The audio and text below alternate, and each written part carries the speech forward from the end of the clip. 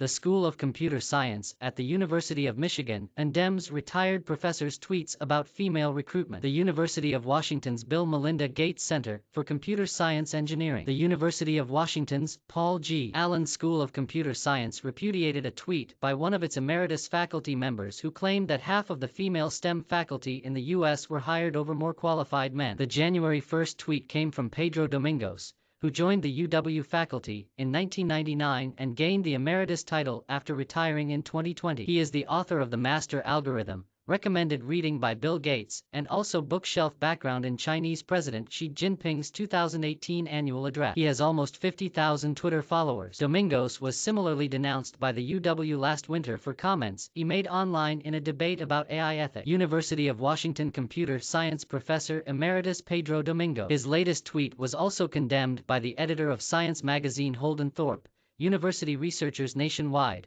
and by industry professionals, including Jeff Dean, Google's senior vice president for research and health and Allen School alumnus. Former faculty member Pedro Domingos unfortunately used the holiday weekend to yet again tweet meritless, sexist, inflammatory, attention-seeking commentary that reflects poorly on him and everyone associated with him. "We, once again, repudiate his views," said the Allen School in a statement Monday. "We've reached out to Domingos for additional comment." A scroll through Twitter found little to no public support for Domingos' tweets by other researchers. Those weighing against his views included Mohammed Zaman, professor of biomedical engineering at Boston University, Hope Jaron, professor of geobiology at the University of Oslo and author of Lab Girl, Ramya Kumar, who is joining the Colorado School of Mines as an assistant professor of chemical and biological engineering this spring, Chris Combs, assistant professor of mechanical engineering at University of Texas at San Antonio, and Ari Dahuja, a neuroscience PhD student at Brown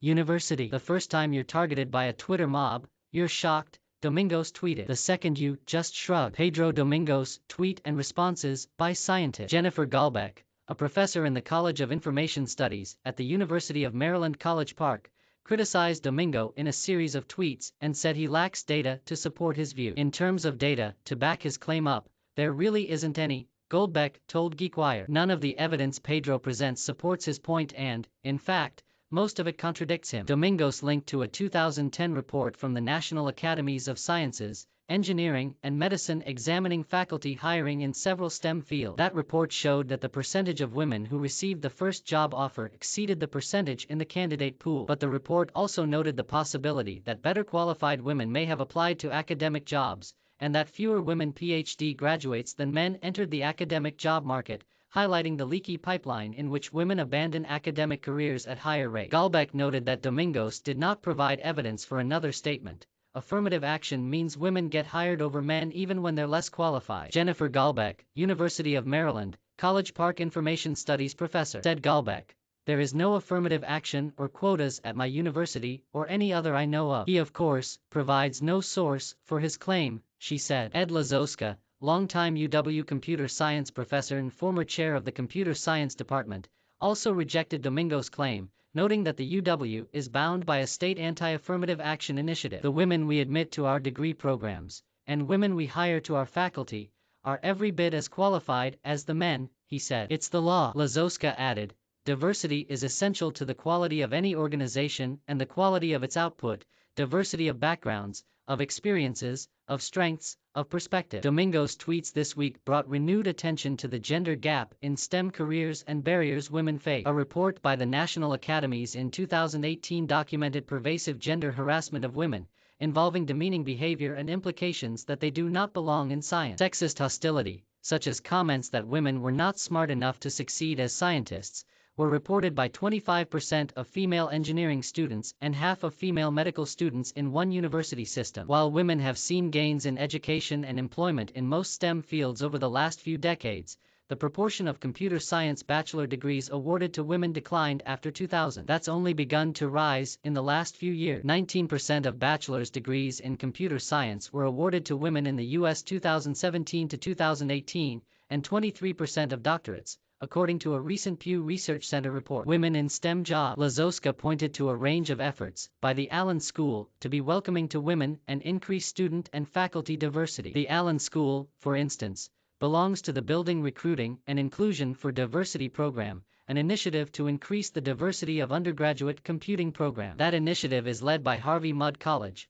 once a heavily male-dominated undergraduate tech school. Half of its graduates are now women. The initiative aims to increase diversity using measures such as outreach programs to high schools and building community among underrepresented students. The Allen School now awards 29% of its computer science and bachelor's and doctorate degrees to women, higher than national averages. In the past 6 years, the Allen School has grown by 28 faculty members, half of whom have been women. The school won an award in 2015 from the National Center for Women Information Technology for supporting women undergraduates. We do this through outreach, through recruiting, through creating a welcoming and inclusive environment, through a variety of programs that make people feel that they belong, said Lazoska. So although Domingos is an outlier whose statements we categorically reject, these statements are tremendously damaging because they inevitably reflect on us, even though they do not represent the environment in the Allen School. Percentage of women earning bachelor's degrees in computer science. Psychologists at Cornell University, referenced by Domingos, published a commentary and conducted studies on faculty rankings of mock applicants to STEM faculty jobs. One of their studies suggested that women are favored over identically qualified men, though some questioned the real-world relevance, and other research has come to different conclusions. Another Cornell study with the same methodology explored deeper, refuting the notion of underqualified women gaining the upper hand in hiring. Faculty of both genders and in all fields preferred the more qualified men over the slightly less qualified women, and they also preferred the stronger women over the slightly less qualified man, concluded the researcher. These data give no support to the twin claims that weaker males are chosen over stronger females or weaker females are hired over stronger males. The barriers to women's full participation in STEM are complex. In 2019, science leaders discussed ways to increase gender diversity in the STEM research workforce in a commentary in Science magazine. They pointed to studies showing that male postdocs receive higher salaries, and that male faculty members report larger salaries and startup packages. Systemic barriers to women's advancement include unconscious bias,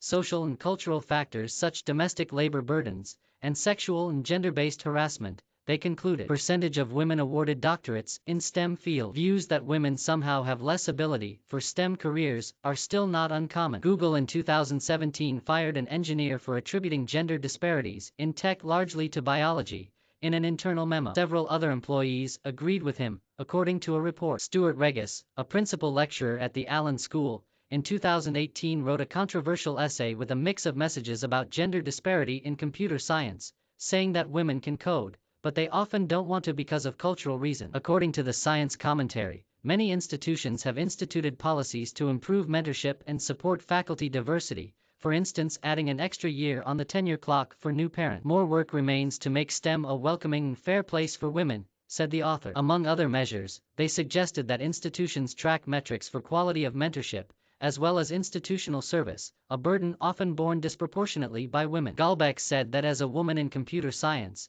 she has put up with this kind of criticism my entire academic career. It's profoundly damaging to work so hard and then be told over and over that you have not earned your achievements and to know that many people think you don't deserve to be there, she said. It has been a constant battle for me and, frankly, most women I know in computing. Imposter syndrome is not just a personal thing, but the result of this kind of behavior from men in the field.